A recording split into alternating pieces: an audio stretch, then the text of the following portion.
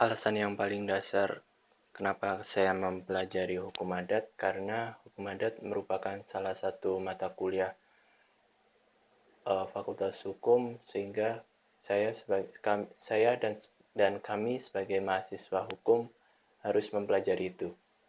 Yang kedua, mempelajari sistem nilai budaya yang berfungsi sebagai pedoman hidup bagi masyarakat yang ditaati dan memiliki sanksi apabila dilanggar, yang ada dalam hidup bangsa Indonesia. Maka hukum adat sangat penting untuk kita pelajarinya. Menurut saya pribadi, hukum adat itu merupakan hukum yang tegas. Jika dilihat dari segi pelanggarannya, hukum adat lebih sedikit dibandingkan dengan hukum positif. Yang saya maksud di sini, warga masyarakat Indonesia lebih takut untuk melakukan pelanggaran hukum adat dibandingkan dengan hukum positif. Sebagai calon sarjana, khususnya saya seharusnya lebih peduli dan memandang bahwa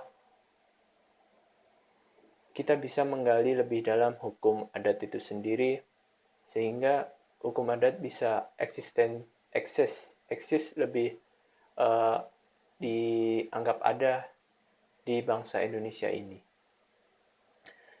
Hukum adat merupakan hukum yang mengakar pada diri seseorang, khususnya budaya bangsa. Bisa dibilang hukum adat lahir dan ada karena adanya nenek moyang bangsa Indonesia. Bagaimana dikemukakan oleh Kunto Jaraningrat, bahwa nilai budaya mengakar pada diri seseorang yang menentukan cara pandang seseorang, termasuk dalam mempelajari bertingkah laku. Salah satu profesor, yaitu Profesor Hilman, juga berpendapat dengan mempelajari hukum adat, maka kita akan memahami budaya hukum Indonesia. Kita tidak menolak budaya hukum asing sepanjang ia tidak bertentangan dengan budaya hukum Indonesia itu. Begitu pula dengan mempelajari hukum adat, maka dapat mengetahui hukum adat mana yang ternyata tidak sesuai lagi dengan perkembangan zaman, dan hukum adat mana yang mendekati keseragaman yang dapat diperlakukan sebagai hukum nasional.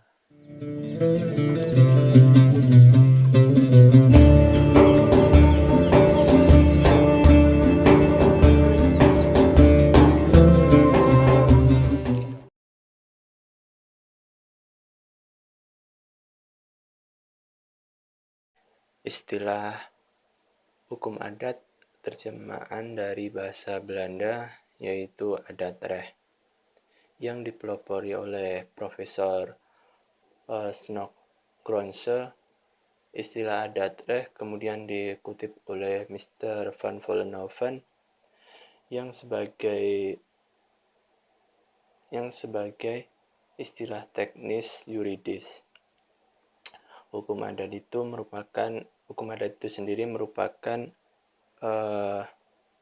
sesuatu yang hidup dalam masyarakat, yaitu gejala sosial yang hidup, dan perhatian terhadap hukum adat tersebut tidak hanya terwujud dalam ilmu hukum adat, tetapi juga terlihat dalam dijalankannya politik hukum adat itu. Yang pertama oleh VOC dan yang kemudian Government Hindia Belanda. Mereka dahulu belum mengenal apa itu hukum adat, tetapi mengetahui jika orang-orang Indonesia lebih tunduk kepada peraturan tradisional yang khas, meskipun peraturan tersebut merupakan peraturan agama Islam. Peraturan adat kita telah ada semenjak nenek moyang kita dahulu. yaitu pada zaman sebelum datangnya agama Hindu dan agama-agama lainnya, serta budaya-budaya asing lainnya ke dalam tatanan pola kehidupan bermasyarakatan kita yang masih utuh. Adat istiadat yang dimaksud adalah adat Melayu Polinesia. Lambat laut datanglah ke kepulauan kita ini kultur Hindu, kultur Buddha, kultur Islam, dan kultur Kristen, serta lainnya yang lainnya masing-masing membawa pengaruh terhadap kultur kita yang asli pada waktu itu.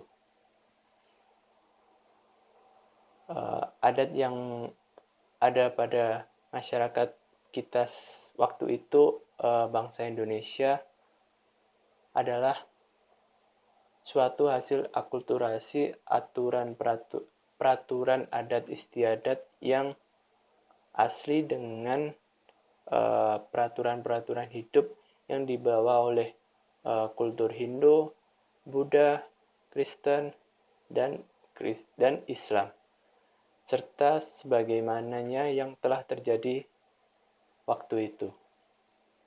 Saya mengutip salah satu Profesor Jayadiningrat, sarjana hukum, dalam bukunya Asas Hukum Adat mengenai intisari hukum adat Indonesia, dapat ditegaskan bahwa pokok pangkal hukum adat Indonesia adalah unsur-unsur yang dapat disimpulkan bahwa dari sumber tersebut. Yang dimaksud kekuasaan pemerintah negara atau salah satu sendinya dan kekuasaan masyarakat sendiri, dan timbul langsung sebagai pernyataan-pernyataan kebudayaan Indonesia asli. Tegasnya sebagai pernyataan rasa keadilannya dan dalam hubungan pamrih. Unsur lainnya yang tidak begitu besar artinya atau luas pengaruhnya ialah unsur-unsur keagamaan, keistimewaan, unsur-unsur yang dibawa oleh agama Islam, pengaruh agama Hindu, dan pengaruh agama Buddha.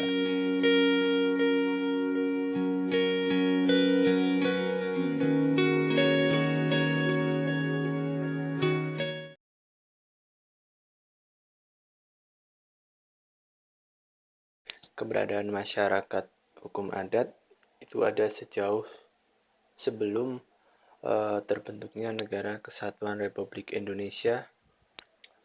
Bahkan secara faktual, masyarakat hukum adat telah diakui pada era pemerintahan kolonial Belanda. Dalam perkembangannya, pasca terbentuknya Negara Kesatuan Republik Indonesia, pengakuan dan perlindungan yang diberikan oleh negara kepada masyarakat hukum adat yang mengalami degradasi. Sebenarnya berbagai kebijakan yang diambil oleh pemerintah dalam orientasi pertumbuhan ekonomi dan modernisasi menjadikanlah salah satu faktor terpinggirkannya hak masyarakat hukum adat itu. Secara normatif, negara memberikan perlindungan dan pengakuannya dalam Undang-Undang Dasar 1945. Namun sampai sekarang ini belum sesuai dengan apa yang diinginkan, belum sesuai dengan implementasi yang diharapkan. Misalnya pasal 18B Undang-Undang Dasar 1945 sebagai hasil amandemen pertama Undang-Undang Dasar 1945 yang menyatakan bahwa negara mengakui dan menghormati kesatuan-kesatuan masyarakat hukum adat beserta hak-hak tradisionalnya sepanjang masih hidup dan sesuai dengan perkembangan masyarakat dan prinsip kesatuan Republik Indonesia yang diatur dalam undang-undang. Ketentuan pasal tersebut diperkuat dengan pasal berikutnya yaitu pasal 28I ayat 3 Undang-Undang Dasar 1945 yang berbunyi, identitas budaya dan masyarakat tradisional dihormati secara selaras dengan perkembangan zaman dan peradaban. Yang di sini artinya negara mengakui dan menghormati kesatuan masyarakat hukum adat beserta hak-hak tradisionalnya sepanjang masih hidup sesuai dengan perkembangan masyarakat dan prinsip negara kesatuan Republik Indonesia, di mana masyarakat hukum adat selama ini belum diakui dan dilindungi secara optimal, baik hak atas tanah, wilayah, budaya, dan sumber daya alam yang diperoleh secara turun-temurun maupun yang diperoleh melalui mekanisme yang sah menurut hukum adat mereka.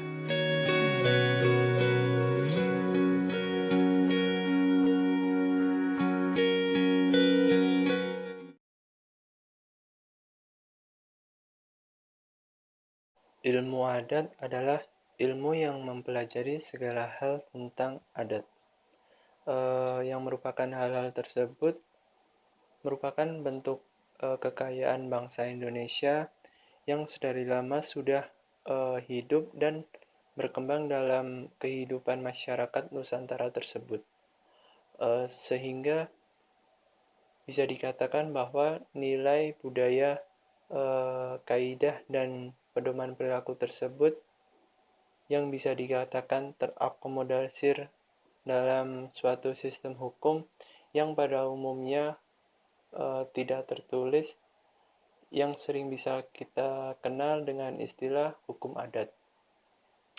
Dalam literatur, Profesor Senok mengenalkan adat-reh atau hukum adat sebagai hukum yang berlaku bagi bumi putra atau orang Indonesia asli dan bagi orang timur asing pada masa Hindia Belanda. Definisi yang sama juga dikemukakan oleh Mr. Van Vollenhoven. Hukum adat adalah hukum yang berlaku bagi rakyat Indonesia.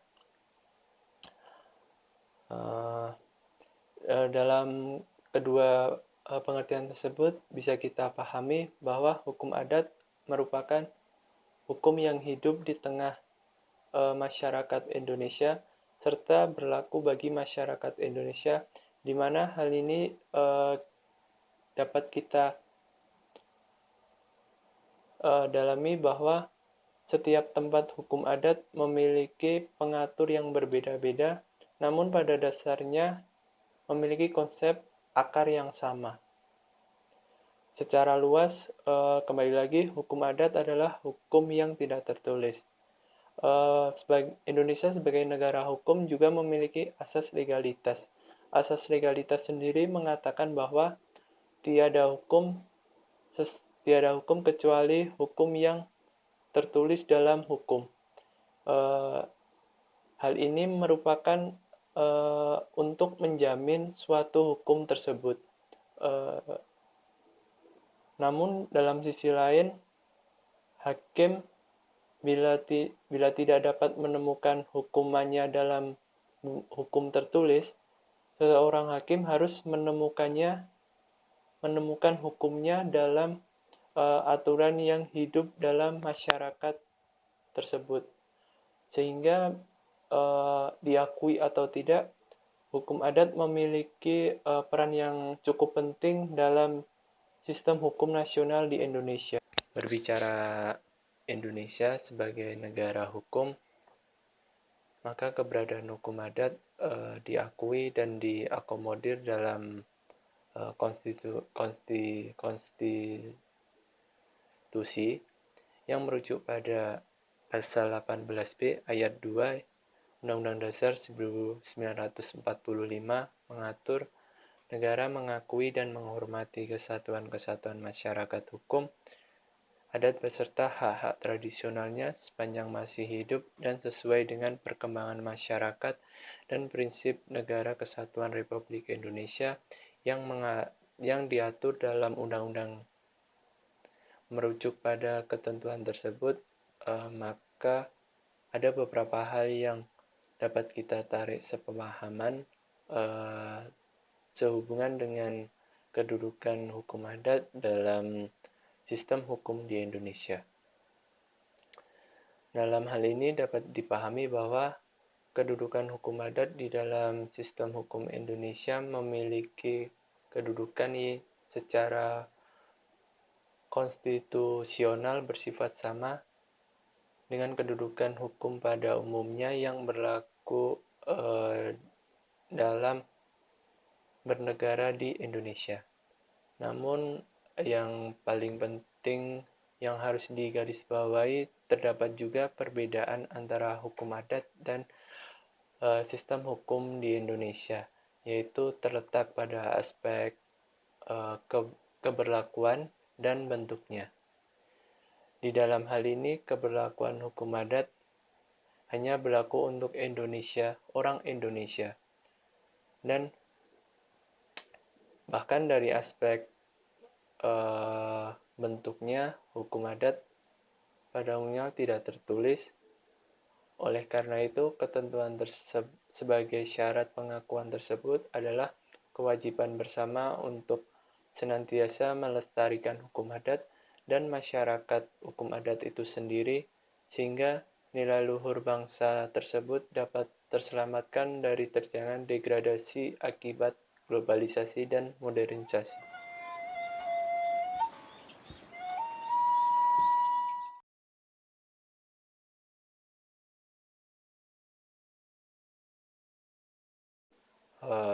Tidak tertulis sehingga fleksibel, yang artinya mudah menyesuaikan dengan keadaan, mudah menyesuaikan dengan perkembangan zaman atau keadaan.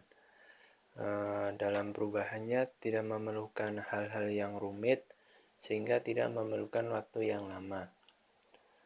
Saya tegaskan lagi, hukum adat adalah hukum yang tidak tertulis yang ada dalam kehidupan masyarakat Indonesia pada daerah tertentu dan akan tetap ada selama masyarakat adat memenuhi syarat hukum adat yang sudah diwariskan kepada mereka dari para nenek moyang mereka yang terdahulu, sehingga hukum adat adalah benar-benar hukum yang benar-benar hidup dalam hati nurani warga masyarakatnya, yang tercermin dalam pola-pola tindakan mereka yang sesuai dengan adat istiadat dan pola-pola sosialnya yang tidak bertentangan dengan kepentingan nasional. Dalam era sekarang memang dapat disebut sebagai era kebangkitan masyarakat adat yang ditandai dengan lahirnya berbagai kebijakan pemerintah maupun putusannya. Namun yang tak kalah penting adalah perlu pengkajian dalam pengembangan lebih jauh dan implikasinya dalam penyusunan hukum nasional dan upaya penegakan hukum yang berlaku di Indonesia.